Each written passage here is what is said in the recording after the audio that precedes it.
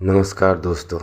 आज का जो आर्टिकल है वो ख़ास तौर पर आर्य लोगों पर लिखा गया है, यानी हमारे भारत का इतिहास के बारे में जिक्र है। इसके लेखक सुप्रसिद्ध सामाजिक कार्यकर्ता, वर्तमान में people's party of India democratic के राष्ट्रीय प्रशिक्षण सचिव निवासी आर के विद्यार्थी हैं और इसका शीर्षक है विदेशी आर्यों की नीति रही है फूट डालो और राज करो। तो आइए देखते हैं इस लेख में उन्होंने क्या कुछ कहा है। विदेशी आर्यों की नीति रही है फूट डालो और राज करो, जो आज भारत में अच्छी तरह से किया जा रहा है। प्राचीन काल में विदेशी आर्य बुद्ध संघ में घुसकर पहले बुद्ध संघ को हीनयान और महायान में बांटा, फिर हीनयानियों और महायानियों को लड़ाकर नष्ट किया। महायान के माध्यम से अपना वर्चस्व कायम किया। चौथी बौद्ध संगीति के बाद 500 महायानी बोधिसत्वों द्वारा चोटी रखकर तीर्थिक पंडे बनकर मंदिर और मठों का निर्माण किया। शिक्षा की केंद्र बौद्ध विहारों को नष्ट कर गुरुकुल प्रणाली चालू किया। इन गुरुकुलों में मूल निवासियों को शिक्षा से वंचित कर दिया। मध्यकाल में पेशवा राज में पेशवाओं ने मराठा संघ में घुसकर मराठा संघ को तहस नहस कर पुणे में राजधानी बनाकर पेशवाई स्थापित किया तथा मूल निवासी समाज को, जो कभी बौद्ध थे, उन्हें शूद्र, सछूत शूद्र, अति शूद्र, अछूत शूद्र में बांट दिया।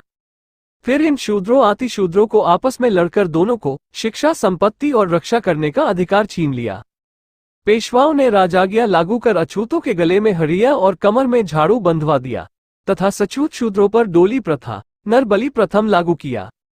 अछूत और सछूत शूद्रों को भूस्वामित्व, संपत्ति रखने के अधिकार से वंचित किया, घर बनाकर रहने का अधिकार भी छीन लिया। ये पेशवाई 1 जनवरी 1818 को भीमा कोरेगांव युद्ध के बाद खत्म हुई। तब जाकर इन अछूत और सछूत शूद्रों को अंग्रेजों द्वारा घर में रहने का अधिकार मिला। नरबली प्रथा बंद हुई, डोली प्रथा भी बंद हुई। ये हारे हुए पेशवा पुनः पेशवाई स्थापित करने का निरंतर प्रयास करते रहे और फिर 1925 में नागपुर में अपनी राजधानी बनाकर मूल निवासियों को आपस में लड़ाने का षड्यंत्र करते रहे। इन आर्यों ने मूल निवासियों को 7000 से ज्यादा जातियों में बांट दिया और उन्हें आपस में ही लड़ाते रहे। आधुनिक काल में राष्ट्रपिता फुले, राजश्री छत्रपति शाहूजी महाराज, बाबा साहेब डॉक्टर अंबेडकर जैसी अनेकों महापुरुषों ने मूल निवासियों को संगठित करने का निरंतर प्रयास किया, किंतु ये वर्गीकरण करने वाली शक्तियां मूल निवासियों को संगठित नहीं होने दिया। बहुत कुर्बानियां के बाद बाबा साहब अंबेडकर ने इन 7000 जातियों में बटे हुए लोगों को 3 वर्गों ओबीसी, एससी, एसटी में संगठित किया, जिसका परिणाम इन जातियों को संविधान निर्माण के बाद कुछ अधिकार मिले, जिससे यह आगे बढ़ने लगे, जो इन्हें किसी भी दशा में बर्दाश्त नहीं। वर्तमान काल में जब मूल निवासी समाज संगठित होकर अपना हक, अधिकार, शासन सत्ता हासिल करने का प्रयास कर रहा है, तब पुनः यह मनुवादी शक्तियां सक्रिय होकर इन्हें नष्ट करने का षड्यंत्र कर रही है। मणिपुर में कुकी और मैतेई समाज के लोगों को हाई कोर्ट के आदेश के बाद पुनः वर्ग संघर्ष कराने का षड्यंत्र किया गया, जिसका परिणाम मणिपुर जला और आज भी जल रहा है। मणिपुर में कुकी और मैतेई समाज को अलग अलग करने में आरएसएस के चिंतक राम माधव को लगाया गया था, जिन्होंने अपनी भूमिका निभाई। आज कुकी और मैतेई समाज अपने असली दुश्मनों से लड़ने के बजाय आपस में लड़ रहा है। आज पुनः सरकार द्वारा सुप्रीम कोर्ट पर दबाव डालकर सुप्रीम कोर्ट अपने अधिकार क्षेत्र के बाहर जाकर ओबीसी, एससी, एसटी वर्ग में उपवर्गीकरण का आदेश कराया गया, जिससे पुनः ओबीसी, एससी, एसटी समाज के उपवर्गों को आपस में लड़ाने का रास्ता बनाया गया। महापुरुषों के संगठित करने के प्रयास को आज नष्ट करने का खेल चल रहा है। ध्यान रहे, जब हम संगठित होकर अपना अधिकार नहीं ले सके तो विखंडित होने पर निश्चित रूप से ये किसी को कोई अधिकार नहीं देने वाले। OBC, SC, ST, Jat, Maratha, Gurjar, Patidar आदि और इसे धर्म परिवर्तित वर्ग जो इस देश के मूल निवासी हैं, उन्हें संगठित होकर इस देश में मूल निवासियों की सत्ता स्थापित करना चाहिए। विघटनकारी शक्तियों की मंशा को समझकर उनका बहिष्कार करना चाहिए। एक राष्ट्र, समान शिक्षा, अनिवार्य और निःशुल्क शिक्षा तथा कमजोर वर्गों के छात्रों को पर्याप्त पोषण व्यवस्था देकर सभी को समान अवसर देना चाहिए।